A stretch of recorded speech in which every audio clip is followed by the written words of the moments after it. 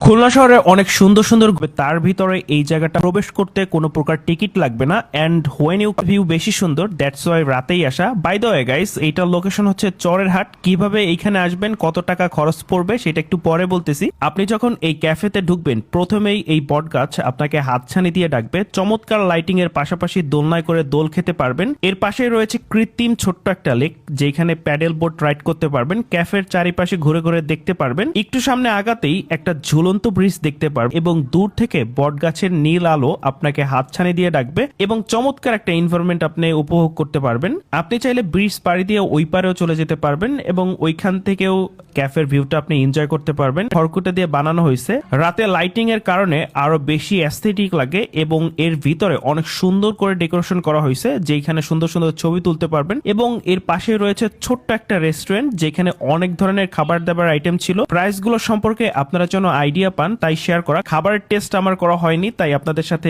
খাবারের টেস্টের অভিজ্ঞতা শেয়ার করতে পারলাম না। এবং আপনারা যারা ট্রাই করছেন তারা অবশ্যই কমেন্টস করে জানাবেন যে খাবারের টেস্ট কেমন ছিল। এছাড়া নদীর উপরে ছোট্ট বেলায় সুন্দর সুন্দর ছবি তুলতে পারবেন। রাতের বেলায় এক কাপ কফি নিয়ে প্রিয় মানুষের সাথে একটু আড্ডা দিতে পারবেন। ছবি তোলার জন্য ব্যস্ততা শেষ করে রাতে এই প্লেসে বসে একটু আড্ডা দিতে পারবেন। কিভাবে এই জায়গায় আসবেন সেটা একটু বলি। শিববাড়ি মোড় থেকে অটোতে করে খালিশপুরের আলমনগর নামবেন, যেখানে আপনাদেরকে জনপ্রতি 20 টাকা করে নিবে। আলমনগর থেকে রিক্সায় করে আসার আলো রিভার ভিউ কথা বললেই হবে, রিক্সা ভাড়া 20 টাকা নেবে।